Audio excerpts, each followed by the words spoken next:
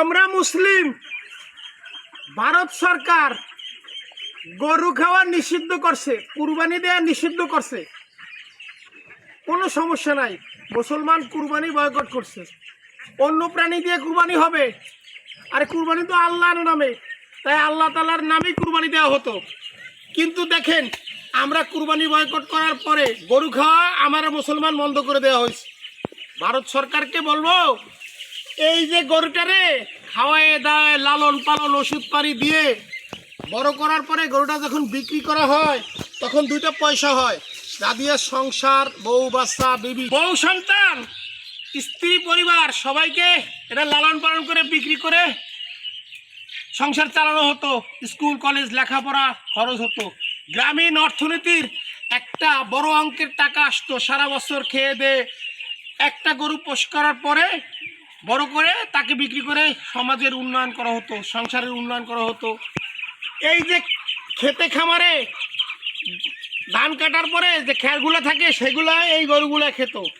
আর ধান কাটার পরে খ্যার কাটা হবে না, তাতেও অর্থনৈতিক ভাবে যে একটা স্বাবলম্বী হতো কৃষক, খ্যার বিক্রি করে, সেইটা আর হচ্ছে না। তার মানে ক্ষতিটা কৃষকেরই হচ্ছে, ক্ষতিটা সরকারেরই হচ্ছে।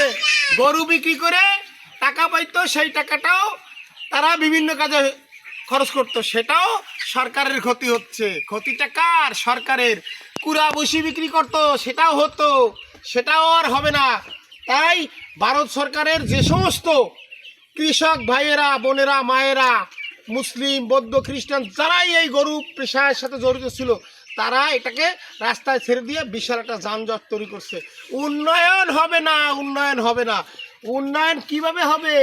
আপনি চিন্তা করেন, এই ট্রাকে গরু নিয়ে যেত, ইনকাম হতো, এর কিছু সংখ্যক লোক পরিবারের উন্নয়ন হতো। খেতে ধান লাগানো হতো, খ্যারগুলোকে বিক্রি করে সেটাতে তারা উন্নয়ন হতো। ধান মারাইয়ের পরে কুড়া থাকতো, সেগুলো গরুতে খাইতো। বিভিন্ন রকমের ওষুধের দোকান ছিল খামারিদের জন্য, সেইগুলো বন্ধ হয়ে গেল। এই কি উন্নয়ন? এই কি মুসলিমদের উপরে চাপ সৃষ্টি?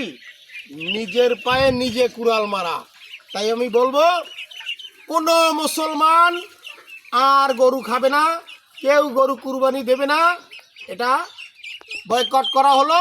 কিন্তু একটা দাবি, আর পৃথিবীতে কখনোই গরু জবাই করে যাতে ভারত সরকার বিভিন্ন মিট বিক্রেতা পৃথিবীতে বিভিন্ন জায়গায় যে মাংস বিক্রি করতো সেইটা যাতে না করতে পারে। সকল মুসলিম, বৌদ্ধ, হিন্দু, খ্রিস্টান, যারা কট্টরবাদী হিন্দু, তোমাদেরকে বলছি, তোমরা পারলে সেইটাকে বন্ধ করো।